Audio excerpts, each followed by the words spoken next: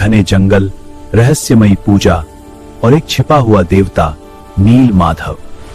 फिर एक दिन समुद्र ने किनारे पर बहाकर भेजी एक दिव्य लकड़ी, जिससे बनी वो मूर्तियां जिन्हें आज पूरी दुनिया जगन्नाथ के नाम से जानती है।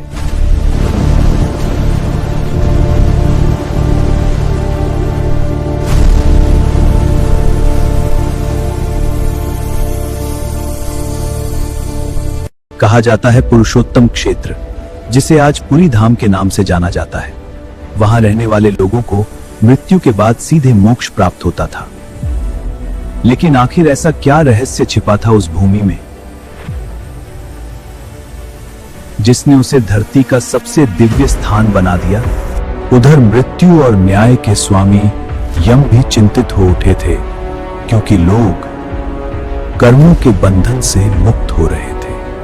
तब यमराज ने श्री हरि विष्णु से प्रार्थना की कि वे उस पवित्र भूमि से अपनी प्रत्यक्ष उपस्थिति छिपा लें। विष्णु जी ने सहमति दी, लेकिन उन्होंने उस भूमि की दिव्यता समाप्त नहीं की। उन्होंने बस अपना रहस्यमयी रूप छिपा लिया। उधर पश्चिम मध्य भारत की समृद्ध अवंती नगरी में राजा इंद्रद्युम्न ने एक रहस्यमयी नील माधव के बारे में सुना, जिनका रंग गहरा नीला था, नीलम जैसा चमकदार था बताया, और जिन्हें स्वयं श्री हरि विष्णु का रूप माना जाता था। तत्पश्चात राजा इंद्रद्युम्न ने अपने विश्वसनीय युवा ब्राह्मण विद्यास्पति को उस रहस्यमयी नील माधव की खोज में भेज दिया। कई दिनों तक घने जंगलों और कठिन रास्तों से गुजरने के बाद विद्यास्पति की मुलाकात सवरा जनजाति के मुखिया विश्ववसु से हुई। विश्ववसु की पुत्री ललिता को विद्यास्पति से प्रेम हो गया और दोनों का विवाह हो गया।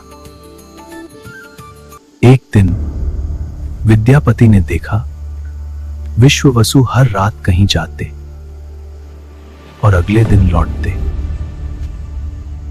विद्यास्पति के पूछने पर ललिता ने बताया कि विश्ववसु गुप्त रूप से नील माधव की पूजा करने जाते हैं। विद्यापति ने नील माधव के दर्शन की इच्छा जताई। विश्ववसु ने एक शर्त रखी, पूरी यात्रा में उनकी आंखों पर पट्टी होगी। लेकिन ललिता की मदद से विद्यापति रास्ते में सरसों के बीज गिराते गए। अंततः वे एक गुप्त गुफा में पहुंचे, जहां उन्होंने नील माधव के दिव्य दर्शन किए। फिर विद्यास्पति भाव विभोर हो गए और उनका हृदय गदगद हो उठा। वापस लौटकर विद्यास्पति ने राजा इंद्रद्युम्न को सब कुछ बता दिया। कुछ महीनों बाद सरसों के बीज पौधों में बदल गए हैं। राजा उन्हीं के रास्ते गुफा तक पहुंचे, लेकिन वहां पहुंचकर वे स्तब्ध रह गए। नील माधव की मूर्ति गायब हो चुकी थी। कहा जाता है कि एक भयंकर तूफान ने उसे रेत के नीचे दबा दिया था। तत्पश्चात राजा इंद्रद्युम्न ने पहाड़ों पर बैठकर 3 दिन और 3 रात कठोर तपस्या की। तभी आकाश में दिव्यवाणी गूंजी, मैं किसी एक मूर्ति में सीमित नहीं हूं, मैं हर जगह हूं।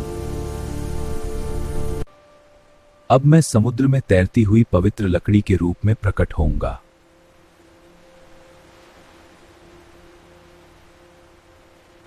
इसके बाद देवर्षि नारद के मार्गदर्शन में राजा इंद्रद्युम्न ने समुद्र किनारे एक विशाल मंदिर का निर्माण शुरू किया।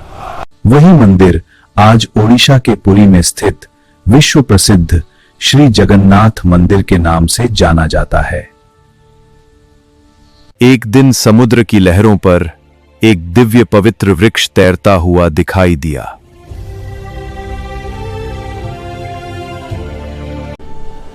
वह कोई साधारण लकड़ी नहीं थी। राजा इंद्रद्युम्न समझ गए कि यही भगवान का संकेत है। राजा इंद्रद्युम्न उस पवित्र दारू से दिव्य विग्रह बनवाना चाहते थे, लेकिन कोई भी शिल्पकार उस रहस्यमयी लकड़ी को तराश नहीं पा रहा था। तभी एक वृद्ध बढ़ई महल में आया, जिन्हें कुछ कथाओं में स्वयं विश्वकर्मा माना जाता है। उन्होंने कहा कि वे मूर्तियां बनाएंगे, लेकिन शर्त थी कि काम पूरा होने तक कोई भी दरवाजा नहीं खोलेगा। कई दिनों तक अंदर से लकड़ी तराशने की आवाजें आती रहीं, लेकिन अचानक सब शांत हो गया। रानी चिंतित हो गई और राजा ने अधीर होकर दरवाजा खुलवा दिया।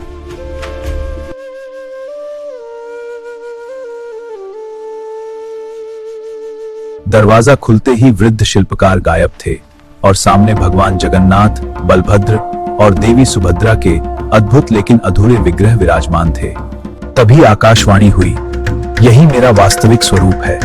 इसी कारण आज भी जगन्नाथपुरी में भगवान के विग्रह अधूरे लेकिन दिव्य रूप में पूजे जाते हैं।